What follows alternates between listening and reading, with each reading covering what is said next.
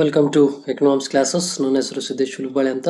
ಪ್ರಥಮವಾಗಿ ನನ್ನ ಚಾನಲ್ ನೋಡ್ತಕ್ಕಂಥ ವಿದ್ಯಾರ್ಥಿಗಳು ಸಬ್ಸ್ಕ್ರೈಬ್ ಮಾಡಿ, ಶೇರ್ ಮಾಡಿ ಮತ್ತು ಲೈಕ್ ಮಾಡಿ ಅಂತ ಕೇಳ್ಕೊಳ್ತಾ ಇಂದಿನ ಅರ್ಥಶಾಸ್ತ್ರ ವಿಷಯ ಸ್ಟಾರ್ಟ್ ಮಾಡ್ತಾ ಇದ್ದೀನಿ.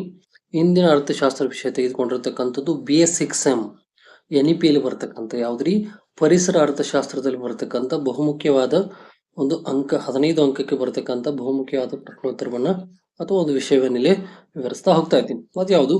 ಮರುಬಳಕೆ ಅಥವಾ ಪರಿವರ್ತನೆ ಅರ್ಥ, ಅದರ ಮಹತ್ವಗಳನ್ನು ಈ ಕ್ಲಾಸ್ನಲ್ಲಿ ವಿವರಿಸ್ತಾ ಹೋಗ್ತೀನಿ.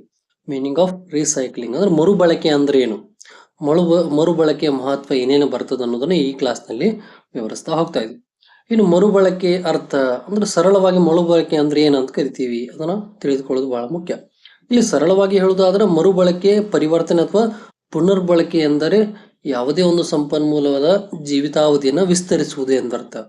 ಅಂದ್ರೆ ಅದನ್ನು ಬಳಸ್ಕೊಂಡಂತ ವಸ್ತುವನ್ನು ಮರಳಿ ಮತ್ತೊಮ್ಮೆ ಬಳಸ್ಕೊಂಡು ಏನ್ ಮಾಡಿದ್ರಿ, ಅದಕ್ಕೆ ಜೀವಿತಾವಧಿಯನ್ನು ಕೊಡ್ತಕ್ಕಂಥದ್ದು ಅಂದ್ರೆ ವಿಸ್ತರಿಸ್ತಕ್ಕಂಥದ್ದು. ಅಂದ್ರೆ ಮರುಬಳಕೆ ಮಾಡ್ಕೊಳ್ತಾ ಆ ವಸ್ತುವನ್ನು ಏನ್ ಮಾಡ್ಬೋದು, ಇನ್ನೂ ಹೆಚ್ಚಿನ ಕಾಲವಾಗಿ ಬಳಸ್ಕೊಳ್ಳಾಕದು ಬರ್ತದೆ ಅನ್ನೋದನ್ನ ಇಲ್ಲಿ ಕಂಡುಕೊಳ್ಳೋದಕ್ಕೆ ನಾವೇನ್ ಕರಿತೀವಿ, ಮರುಬಳಕೆ ಅಥವಾ ಪರಿವರ್ತನೆ ಅಂತ ಕರಿತೀವಿ. ಅದು ಸಂಪನ್ಮೂಲಗಳ ಸಂರಕ್ಷಣೆ ಮತ್ತು ಜನಪ್ರಿಯ ವಿಧಾನವಾಗಿದೆ.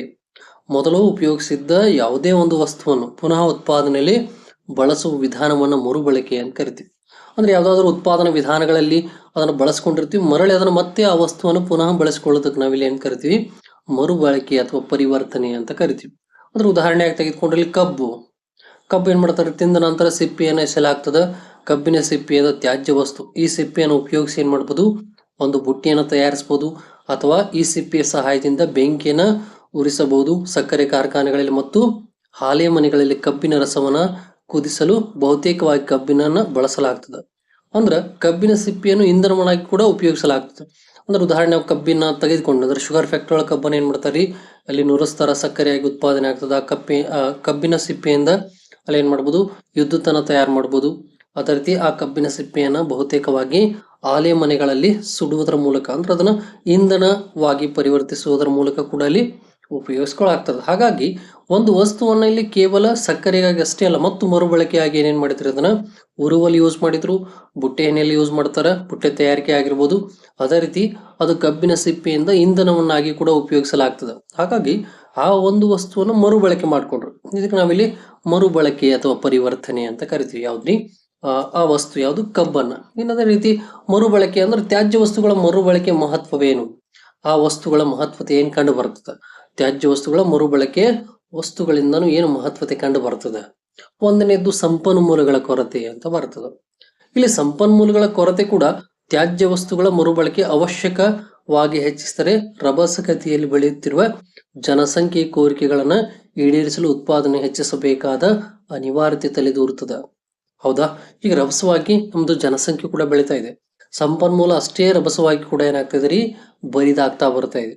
ಅದೇ ನಾವು ಒಂದು ವಸ್ತುವನ್ನು ಮರು ಬಳಕೆ ಮಾಡ್ಕೊಳ್ತಾ ಬಂದ್ವಿ ಅಂದ್ರೆ ಜನಸಂಖ್ಯೆ ಬೆಳೆದಷ್ಟು ಕೂಡ ಅಲ್ಲಿ ಏನಾಗ್ತೈತಿ, ನಮ್ದು ಮರುಬಳಕೆ ವಸ್ತುಗಳಾಗುವುದರಿಂದ ಅಲ್ಲಿ ಸಂಪನ್ಮೂಲಗಳ ಕೊರತೆ ಸ್ವಲ್ಪ ಕಡಿಮೆ ಆಗ್ಬಹುದು ಅಂತ ಹೇಳ್ತಾರೆ. ಅಂದ್ರೆ ಹೆಚ್ಚಿಸಬೇಕಾದ ಅನಿವಾರ್ಯತೆ ತಲೆದೂರುತ್ತದೆ. ಉತ್ಪಾದನೆ ಹೆಚ್ಚಳಕ್ಕೆ ಅಗತ್ಯವಾದ ಮೂಲಭೂತ ಸಂಗತಿಗಳಂದ್ರ ಸಂಪನ್ಮೂಲಗಳು. ಆದ್ರೆ ಸಂಪನ್ಮೂಲ ಕೊರತೆ ಆಧುನಿಕ ಜಗತ್ತು ಹಾಗೂ ಆರ್ಥಿಕ ಚಟುವಟಿಕೆಗಳ ಮೂಲ ಲಕ್ಷಣವಾಗೈತಿ ಅಂತ ಹೇಳ್ತಾರೆ. ಅಂದ್ರ ಇಲ್ಲಿ ಬೇರೆ ರೀತಿಯಾಗಿ ಹೇಳೋದಾದ್ರೆ ಗುರಿ ಸಾಧನೆಗಾಗಿ ನಾವೇನ್ ಮಾಡ್ತಾ ಇದ್ವಿ, ಇಲ್ಲಿ ಇರುವ ಸಂಪನ್ಮೂಲಗಳನ್ನ ಏನ್ರಿ ಮಿತವಾಗಿದೆ ಆದ್ರೆ ನಾವು ಸಾಧಿಸಬೇಕಾಗಿರೋ ಗುರಿಗಳು ಅಪರಿಮಿತವಾಗ್ಯಾವ ಅಂತ ಹೇಳ್ತಾರೆ. ಅಂದ್ರಲ್ಲಿ ಆಧುನಿಕ ಜಗತ್ತು ಕೂಡ ಬೆಳೆದಂಗೆ ಏನಾಗ್ತದೆ, ಅಲ್ಲಿ ಸಂಪನ್ಮೂಲಗಳನ್ನು ಕೂಡ ನಾವು ಅಧಿಕವಾಗಿ ಬಳಸ್ಕೊಳ್ತಾ ಹೋಗ್ತಾ ಇದ್ದೀವಿ. ಆದ್ರೆ ಸಂಪನ್ಮೂಲ ಅನ್ನೋದು ಮಿತವಾಗೈತಿ, ಆದ್ರೆ ನಮ್ಮ ಬಯಕೆಗಳು ಮತ್ತು ಗುರಿಗಳೇನಾಗ್ಯಾವ್ರಿ, ಅಪರಿಮಿತವಾಗ್ಯಾವ. ಹಾಗಾಗಿ ಸಂಪನ್ಮೂಲಗಳ ಕೊರತೆ ಕೂಡ ಇಲ್ಲಿ ಪ್ರಮುಖವಾಗಿ ಕಂಡು ಬರ್ತಕ್ಕಂಥದ್ದು. ಆದ್ರೆ ಪುನಃ ಒಂದು ವಸ್ತುವನ್ನು ನಾವು ಬಳಕೆ ಮಾಡ್ಕೊಳ್ತಾ ಬಂದ್ವಿ ಅಂದ್ರೆ ಸಂಪನ್ಮೂಲಗಳನ್ನ ಅಲ್ಪ ಸ್ವಲ್ಪ ಆದ್ರೂ ಸಂರಕ್ಷಣೆ ಮಾಡಕ್ ಇಲ್ಲಿ ಸಾಧ್ಯತೆ ಐತಿ ಅಂತ ಹೇಳ್ಬೋದು. ಇದು ಒಂದನೇ ಪ್ರಮುಖ ಅಂಶ, ಮಹತ್ವ. ಇನ್ನು ಎರಡನೇದು ಪರಿಸರ ಮಾಲಿನ್ಯ ಅಂತ ಕರೀತಾರೆ. ಅಂದ್ರ ತ್ಯಾಜ್ಯ ವಸ್ತುಗಳ ಪರಿಸರ ಮಾಲಿನ್ಯದ ಮೂಲಗಳಾಗ್ಯಾವ ಅಂತ ಹೇಳ್ತಾರೆ. ಅದು ತ್ಯಾಜ್ಯ ಆಗ್ಬೇಕು, ಇಲ್ಲಿ ರಾಜ್ಯ ಆಗೈತಿ, ಅದೇನಾಗ್ಬೇಕು, ತ್ಯಾಜ್ಯ ವಸ್ತುಗಳು ಅಂತ ಆಗ್ಬೇಕು.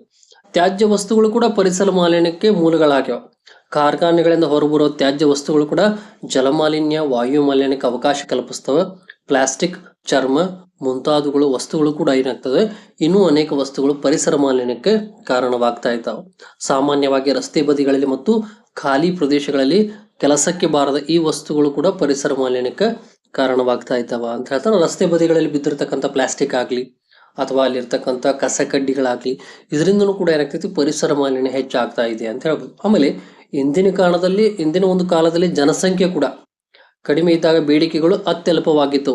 ಹಿಂದಿನ ಕಾಲದಾಗ ಏನಾಗ್ತದೆ, ಜನಸಂಖ್ಯೆ ಕಡಿಮೆ ಇತ್ತು, ಹಾಗಾಗಿ ಬೇಡಿಕೆ ಪ್ರಮಾಣ ಕೂಡ ಅಲ್ಪ ಸ್ವಲ್ಪವಾಗಿತ್ತು ಮತ್ತು ಸಂಪನ್ಮೂಲಗಳು ಕೂಡ ಹೇರಳವಾಗಿದ್ದು ತ್ಯಾಜ್ಯ ವಸ್ತುಗಳ ಏನಾಗ್ತಿದ್ದಲ್ಲಿ ಸಮಸ್ಯೆ ಕಂಡು ಬರ್ತಿರ್ಕಿಲ್ಲ ಅಂತ ಹೇಳ್ತಾರೆ ಅವಾಗ ಹಿಂದಿನ ಕಾಲದಲ್ಲಿ. ಯಾಕಂದ್ರೆ ಆಗ ಜನಸಂಖ್ಯೆನೂ ಮಿತವಾಗಿತ್ತು, ಆಮೇಲೆ ಬೇಡಿಕೆ ಪ್ರಮಾಣ ಕೂಡ ಮಿತವಾಗಿತ್ತು, ಸಂಪನ್ಮೂಲ ಹೇರಳವಾಗಿತ್ತು, ಆಮೇಲೆ ತ್ಯಾಜ್ಯ ವಸ್ತುಗಳ ಪ್ರಮಾಣ ಕೂಡ ಆಗ ಬಹಳ ಕಡಿಮೆ ಇತ್ತು.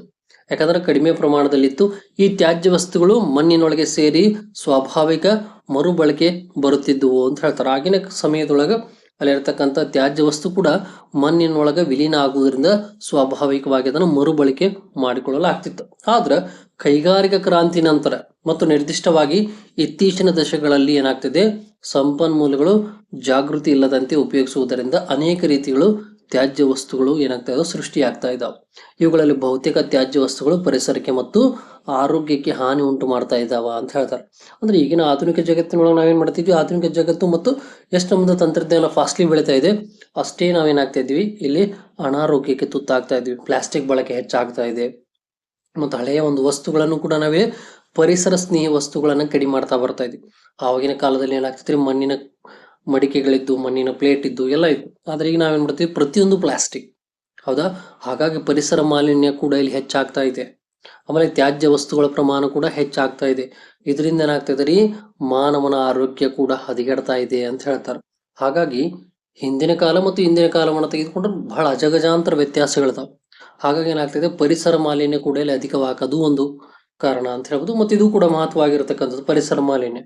ಇನ್ನು ತ್ಯಾಜ್ಯತೆ ಅಂದ್ರೆ ವಸ್ತುಗಳ ತ್ಯಾಜ್ಯತೆ ಪ್ರಮಾಣ ಕಡಿಮೆ ಆದ್ರೆ ಪರಿಸರ ಮಾಲಿನ್ಯ ಕೂಡ ಇಲ್ಲಿ ಕಡಿಮೆ ಆಗಬಹುದು ಅನ್ನೋದು ಕೂಡ ಎರಡನೇ ಪ್ರಮುಖ ಅಂಶ. ಇನ್ನು ಅದೇ ರೀತಿ ಮೂರನೇದು ಬರತಕ್ಕಂಥದ್ದು ಜ್ಞಾನ ಮತ್ತು ನವಪ್ರವರ್ತನೆಗಳ ಸದ್ಬಳಕೆ ಅಂತ ಹೇಳ್ತಾರೆ.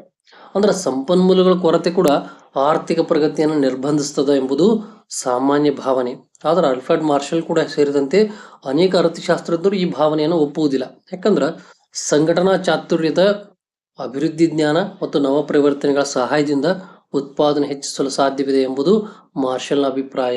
ಅಂದ್ರೆ ಏನು ಆವಿಷ್ಕಾರ ಮಾಡ್ತಾ ಇದ್ದೀವಿ ಅಥವಾ ಸಂಶೋಧನೆ ಮಾಡ್ತಾ ಇದ್ದೀವಿ, ಅದರಿಂದ ನಾವೇನ್ ಮಾಡ್ಬೋದು, ಅಭಿವೃದ್ಧಿಯನ್ನು ಹೆಚ್ಚು ಸಾಧಿಸಬಹುದು, ಉತ್ಪಾದನೆ ಹೆಚ್ಚು ಮಾಡಬಹುದು ಅಂತ ಹೇಳ್ರಿ ಮಾರ್ಷಲ್ ಅವರು ಹೇಳ್ತಾರೆ. ಆದ್ರ ಉತ್ಪಾದನೆ ಇಳಿಮುಖ ಪ್ರತಿಫಲ ನಿಯಮಕ್ಕೆ ಅಧೀನವಾಗಿರುತ್ತದೆ ಎಂಬ ಸಂಪ್ರದಾಯ ಪಂಥದ ಅರ್ಥಶಾಸ್ತ್ರಜ್ಞರ ಭಾವನೆಯನ್ನು ಕೂಡ ಒಪ್ಪಿಕೊಳ್ಳಲಾಗ್ತದ ಅಂತ ಹೇಳ್ತಾರೆ.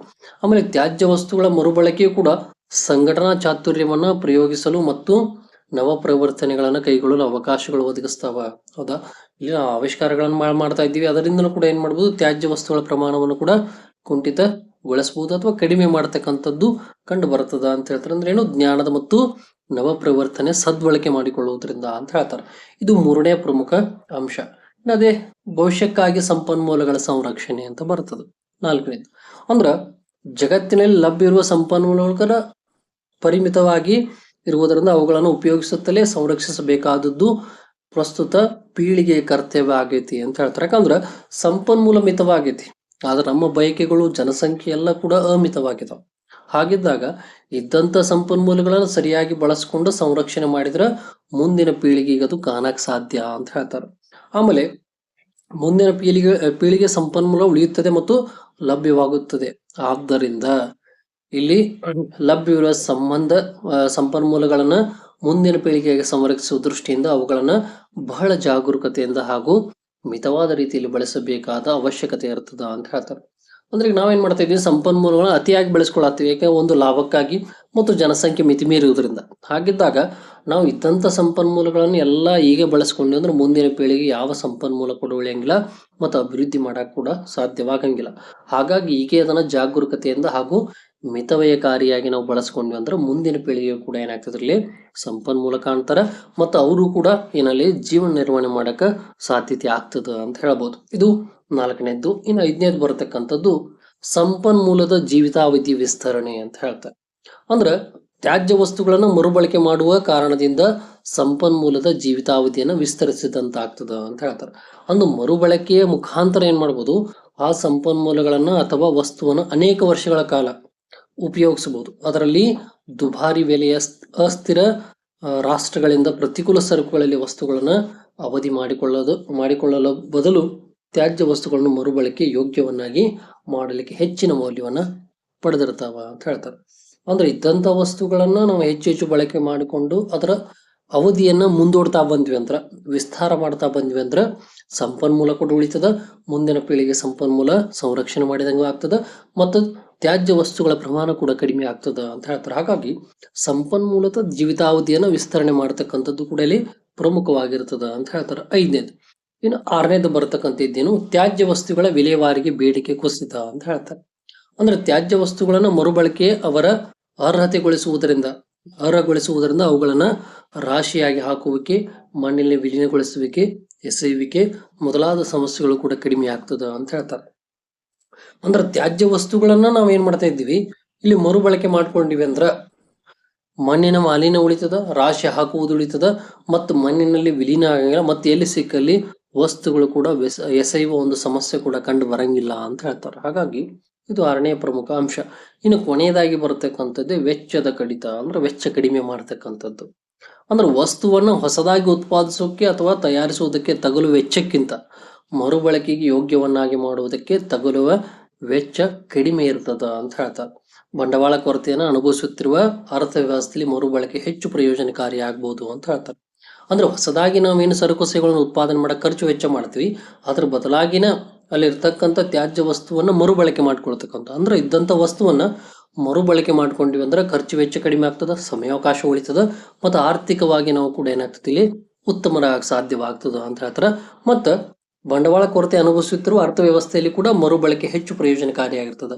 ಅಂದ್ರೆ ಬಂಡವಾಳ ಸಮಸ್ಯೆ ಇರತಕ್ಕಂಥ ರಾಷ್ಟ್ರಗಳಲ್ಲಿ ಕೂಡ ಇದು ಮರುಬಳಕೆ ಮಾಡಿಕೊಳ್ಳುವುದರಿಂದ ಬಂಡವಾಳದ ಉಳಿತಾಯನೂ ಆಗ್ತದ, ಇಲ್ಲಿ ಪ್ರಯೋಜನಕಾರಿಯಾಗಿ ಕೂಡ ಅದು ಕಂಡು ಬರಕ್ ಸಾಧ್ಯ ಆಗ್ತದ ಅಂತ ಹೇಳ್ಬೋದು.